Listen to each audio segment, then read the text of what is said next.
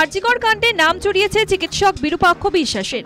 সম্প্রতি বিতর্কিত চিকিৎসককে বর্ধমান থেকে বদলি করা হয়েছে কাকদ্বীপ সদর হাসপাতালে। ঘটনাটি জানাজানি হওয়ার পর থেকে হাসপাতালের সামনে শুরু হয়েছে অবস্থান বিক্ষোভ।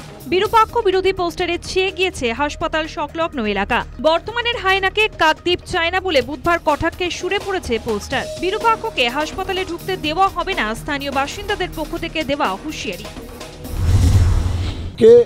আমরা বিভিন্ন টিভি চ্যানেল মিডিয়া এবং আমরা সূত্র মারফত জানতে পারলাম আমাদের কাকদ্বীপ হসপিটালে ওনাকে ট্রান্সফার করা হয়েছে।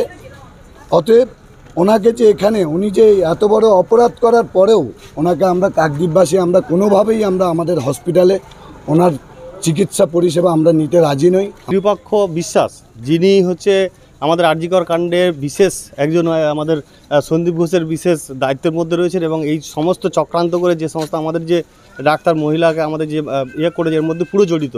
আমরা চাইছি আরজিকরের একদম সঠিক সিদ্ধান্ত এবং বিচার থেকে শুরু করে সমস্ত কিছু আমাদের জনগণ যতক্ষণ না পাচ্ছি আমরা কাকদ্বীপবাসী আমরা এই বিরূপাক্ষ বিশ্বাসকে কোনোভাবে আমরা আমাদের কাকদ্বীপ হসপিটালে প্রবেশ করতে দেবো না, এটা আমাদের প্রতিজ্ঞাবদ্ধ।